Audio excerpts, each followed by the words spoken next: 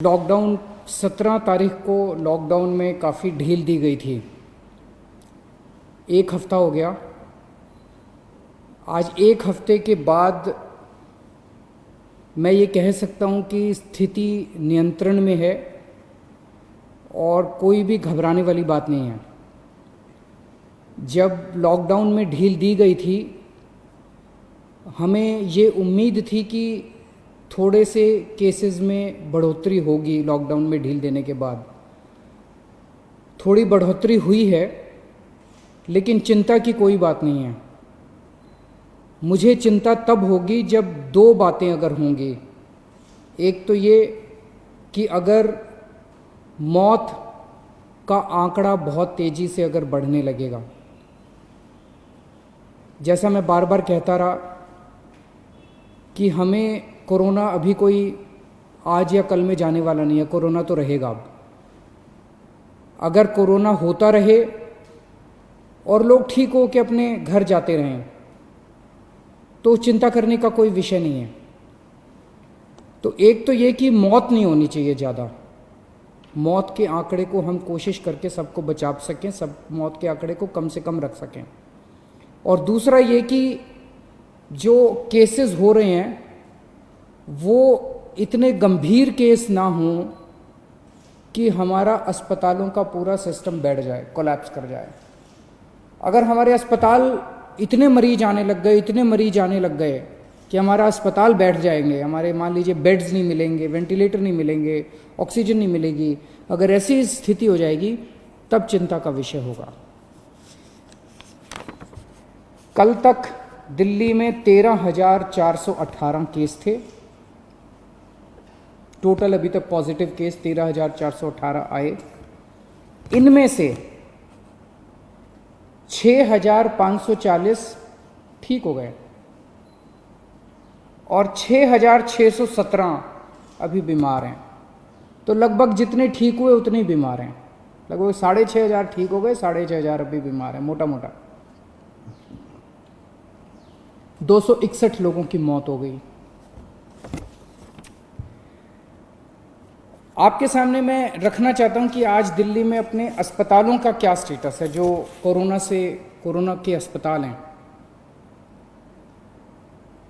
Corona के जो सरकारी अस्पताल हैं, उनमें 3,829 बेड हैं टोटल।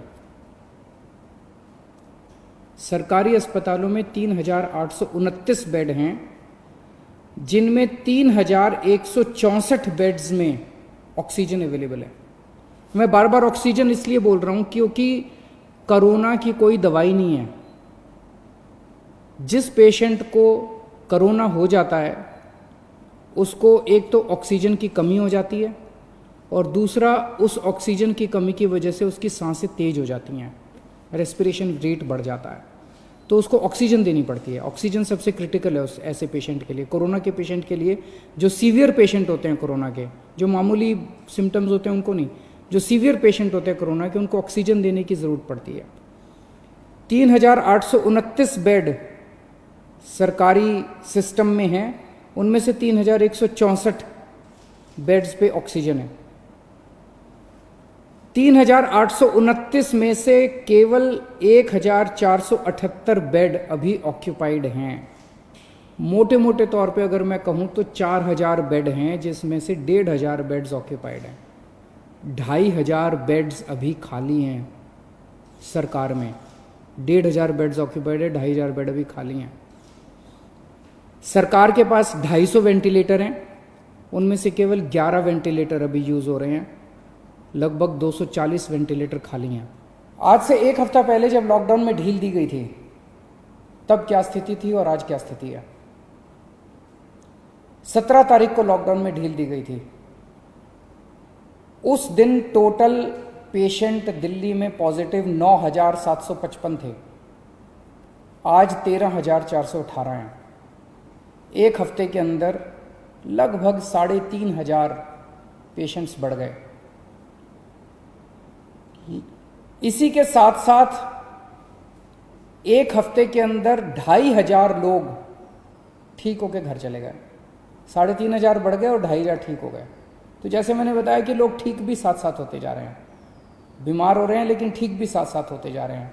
लेकिन इसकी इंटरेस्टिंग चीज़ है, 3,500 पेशेंट्स पिछले एक हफ्ते में नए पेशेंट्स आए, लेकिन अस्पतालों के अंदर 1750 बेड भरे हुए थे। 1750 पेशेंट 17 तारीख को अस्पतालों में थे, आज 2000 है। 250 बेड केवल भरे हैं। तो केवल 250 नए पेशेंट अस्पतालों के अंदर आए। अस्पतालों में भी ठीक हो रहे हैं और नए आ रहे हैं, ठीक हो रहे हैं और नए आ रहे हैं।